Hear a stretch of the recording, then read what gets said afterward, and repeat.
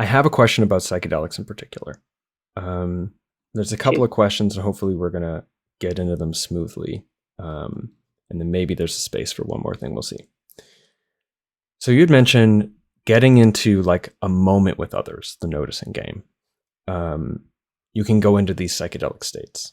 So, okay, this different related circling. So I've done some circling exercises, which Hmm. I don't know if I'm accurately saying is a kind of AR game, you could say, or practice or whatever, Yep. that has a has a wide breadth of ways of doing it.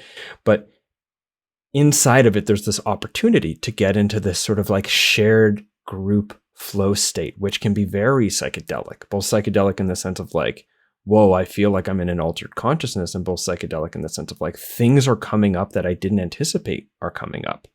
Hmm. Um, and I'm wondering if you could speak to this kind of like altered state that emerges when we're in this sort of shared mind, its qualities and also its utility. Hmm. Um, yes, I have to think of where to start.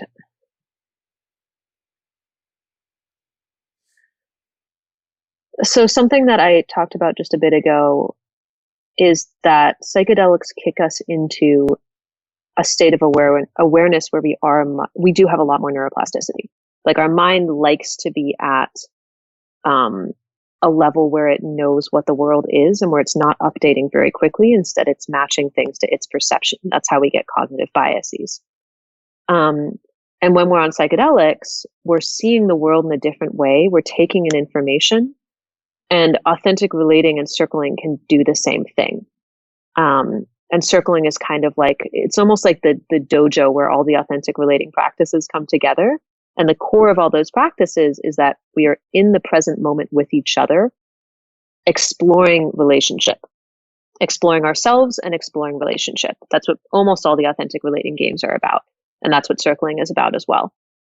Um, Oftentimes also listening for what the most alive things are, and listening at both the level of words and the level of feelings and the level of meaning that's beneath them, and being able to ask about those. It's like a slowed down conversation that happens in the present moment between us.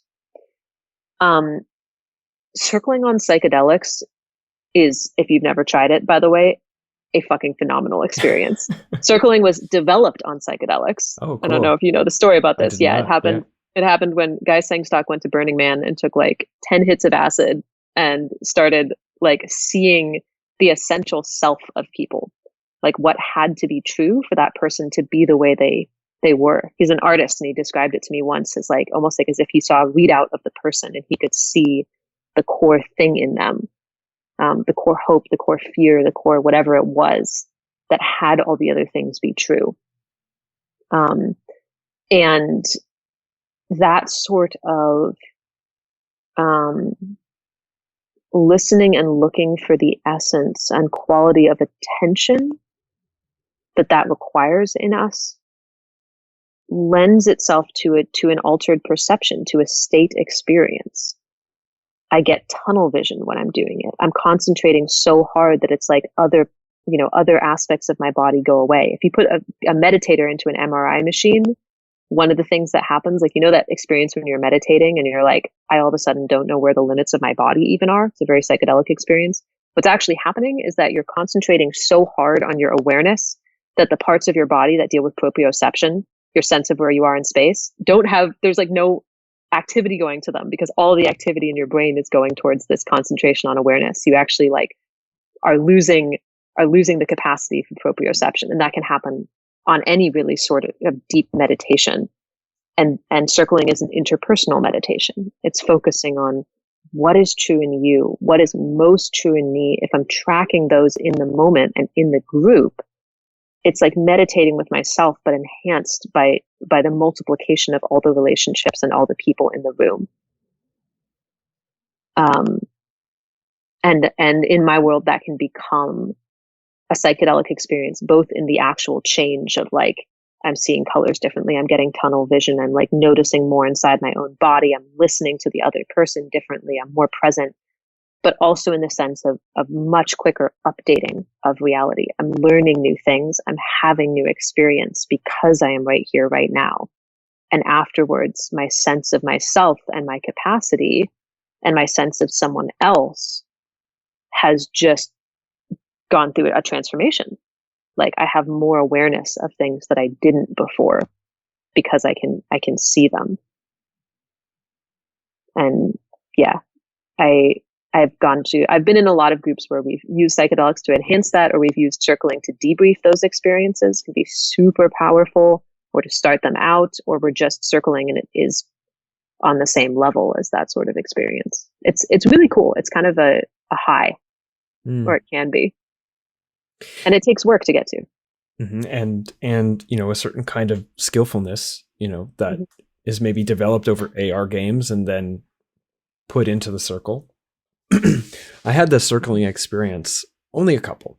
One was quite powerful. We were in the middle of a retreat called the Think Better Retreat. It was during COVID, so it was kind of weird, but we all were on this like a kids Christian stay away camp that allowed us to rent it for the weekend. So every person in their bubble had their own cabin, and it was cool. And the whole premise of it was like, okay, we open with a circle as to why we're all here. Okay, cool. Well, now complete destructure, decentralization, whatever happens. And we're there to converse. Style. Yep. Yeah. And then we circled at the end to be like, okay, so now we're closing it. What happened? And in that, there was conversation cafes and lots of cool conversations, generally like a moving buffet of things. And there was a circling game that we played. We just dropped in like, let's do some circling. And there was like 6 of us out in this grassy field, 6 or 7. And it was amazing how like so quickly, I think the context helped too. We just dropped into this place where it felt like time stopped. And yeah, colors changed. The sort of richness of my reality changed. The way the world sounded around me changed. The way people were speaking changed. The way I experienced myself and the group changed. And there was this sort of like pending towards, generally there's always a gap for the most part between like what I'm about to say and me saying it. Me thinking and me saying. Or like me, and at some point it hit a level where there was no more interpretation or planning or preparing. Even like that, maybe like fraction of a second of like, I'm about to say a thing that's happening right now, even kind of went away. And it was just like happening was through me and amongst us. And it was just super cool. Like a very cool experience. I was like, oh, okay. I hadn't even taken any psychedelics today. This is great. Yeah. I love that. Yeah, totally. Yeah. If you stay in it and you're really actually present to it, it's so amazing how such a small invitation can lead to such profound effects, which is literally like, we're just going to sit here and be together and talk about it.